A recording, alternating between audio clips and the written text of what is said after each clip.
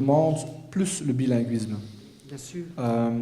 Quand je discute avec les gens dans le quartier, il y a plein de jeunes qui disent, écoute, ce n'est que sur le marché d'emploi qu'on me bassine. Bon, il faut reconnaître aussi que le bilinguisme, parfois, est exigé à tort, est une forme objective pour écarter toute une partie de la population, soyons clairs.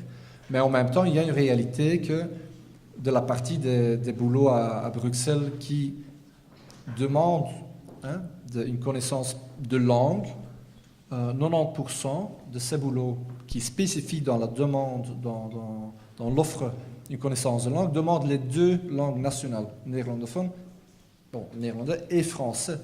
Et donc je pense que les études, je pense même d'Actiris, le montrent que il y a les gens qui connaissent les deux ont plus de chances de trouver un boulot. Évidemment, on ne va pas résoudre le chômage à Bruxelles avec ça, mais ils ont plus de chances, donc on rajoute un atout. Tandis que pour les universitaires, le bilinguisme ne fait pas tellement de différence. Pour les gens peu qualifiés, effectivement, ça fait une différence. Et donc, la situation actuelle est que les connaissances des langues est quand même influencée, conditionnée par sa position sociale, le niveau d'études. Et donc, dans la brochure, c'est en petit, c'est de loin, mais vous pouvez le voir tantôt. Ce qui est l'essentiel, c'est qu'on voit clairement que les connaissances des langues dépendent du niveau d'études à Bruxelles. Et donc ça, un clivage social qui se rajoute sur les clivages sociaux qui existent déjà.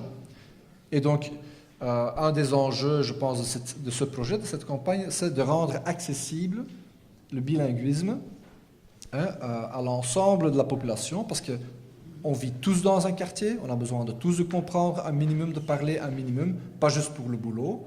Et donc, je m'oppose un petit peu, parfois aussi, donc je viens de lire un article de la personne qui a dirigé Bruxelles Formation, Michel Peffer, qui dit, écoute, pas question de faire de bilingues des gens au bas de l'échelle. Comme les gens au bas de l'échelle n'ont pas besoin de pouvoir se comprendre dans la rue, de participer dans la vie culturelle et associative. Et donc, je trouve que le bilinguisme ne peut pas être conditionné ou ne pas être rythmé sur la demande du marché d'emploi non plus. Je trouve que c'est quelque chose que les gens ont besoin et c'est un droit pour moi. Ah oui, mais Michel Peffer, sur cette question-là, est tout à fait insupportable. Je dois le fréquenter au moins une fois par mois, mais il part à la pension bientôt, avec tout le respect que j'ai pour lui. Mais sur la question des langues, il est insupportable. Wat zou ik nu antwoorden? Ja, natuurlijk is de kennis van de twee talen heel belangrijk voor de jongeren die in de technische en de professionele scholen zijn. En wat echt schandalig is, en ik spreek hier van het Franstalig onderwijs, ik ken minder wat in het Nederlandstalig onderwijs gebeurt, maar er zijn weinig professionele scholen, te weinig in het Nederlands hier in Brussel. En sommige zijn nu pas gesloten. Dat is heel jammer. Maar wat daar gebeurt is, soms hebben zij zelf geen enkele uur van het Nederlands. Of heel dikwijls. Heel dikwijls. En het hele professioneel onderwijs staat er geen andere taal in het programma. En het grootste probleem, zelfs hadden wij dat in het programma, we zijn tekort met leraren. Daar is een enorm groot probleem van tekort aan leraren. Donc il manque cruellement des professeurs de néerlandais. Il y a presque plus de régents, etc., etc. Et donc, je pense qu'un des principaux obstacles, indépendamment du sujet que j'avais abordé tout à l'heure, un des principaux obstacles au développement du projet de l'école en immersion, ça va être de trouver des personnes qui ont les compétences et qui sont prêtes à venir donner des cours de néerlandais ou de français. Ça, c'est vraiment un problème majeur. Maintenant, déjà dans les bonnes écoles, celles considérées comme les bonnes écoles, il y a déjà trop peu de professeurs de néerlandais. Il y a un manque cruel. Et ça, il faut aborder de manière extrêmement concrète. Qu'est-ce qu'on propose? Qu'est-ce qu'on va faire? Est-ce que vous allez arriver à mobiliser des jeunes néerlandophones pour qu'ils deviennent régents, pour qu'ils investissent dans ces cours-là? Peut-être, peut-être qu'il y en a qui seraient prêts à le faire. Mais pour moi, ça, c'est un des tout grands obstacles. Alors, oui, deuxième chose... Oui. la communauté française a une responsabilité majeure. Elle a une obligation légale de donner des cours de néerlandais en primaire, dès la 3e primaire. Eh bien, il n'y a jamais aucun budget qui n'a été débloqué pour réaliser ça. La CC Enseignement se bat pour l'instant là-dessus, mais c'est très difficile. Et le rapport de force des Bruxellois au sein de la communauté française n'est pas bonne. Okay. N'est pas bonne. Je propose que sur la question de... Donc, une des remarques qu'on entend souvent, c'est difficile à organiser l'immersion parce qu'on ne trouve pas les profs. Et la preuve est que maintenant, on ne trouve pas les profs non plus. Et donc, les gens ne sont pas bilingues. Je propose que je donne encore 1 minute à Piet ou 2 pour réagir là-dessus. Allez, s'il veut bien, s'il a une réponse. Et puis, on passe au chapitre bruxellois. Oui, madame a raison, bien sûr. Mais qu'est-ce qui se passe en Wallonie ? Il y a plus, et à Bruxelles, parce que certaines écoles font partie du même réseau, il y a plus de 300 écoles qui trouvent quand même des professeurs. En primaire, c'est bien qu'en secondaire. Donc ça, c'est difficile, mais ça ne peut pas nous empêcher de ne pas continuer, de commencer. Il faut commencer. Et on commence par petits pas. On ne va pas... émiler toute une école, non, on commence par quelques classes. Et du coup, on va changer, on va changer ces écoles-là. Donc, ce n'est pas un argument, on ne trouve pas des profs, parce qu'on en trouve quand même, et il faut les chercher. Ok. Toutes les remarques et questions que vous êtes en train de vous imaginer, prenez un stylo, marquez-le sur votre main, sur un bout de papier. On arrivera aussi à vos questions et vos remarques et encore le débat continuera. Nous avons aussi invité Eric Oren, bruxellois, j'allais dire notoire, mais en tout cas connu, et professeur. Eric, récemment, ils ont publié le nouveau taalbaromètre, où on voit le baromètre linguistique de la région de Bruxelles, où on voit l'évolution linguistique de Bruxelles. On sait que Bruxelles est une région, une ville qui s'internationalise, où de plus en plus de gens de différentes origines linguistiques arrivent. Est-ce que tu peux nous donner ton idée là-dessus, et aussi comment est-ce que selon toi un enseignement bruxellois doit gérer une situation pareille? Et tu peux parler en néerlandais ou en français. Oui, je vais parler en français parce que c'est clairement, selon le taalbaromètre, la lingua franca, et je vois d'ailleurs que personne n'emploie les écouteurs quand on parle français, et qu'il y a beaucoup plus d'écouteurs. Eentje. Wel, ik zal het achteraf voor dat eentje zal ik het nog even vertellen tijdens de pauze. Bon. Donc à ce niveau, il y a inadéquation.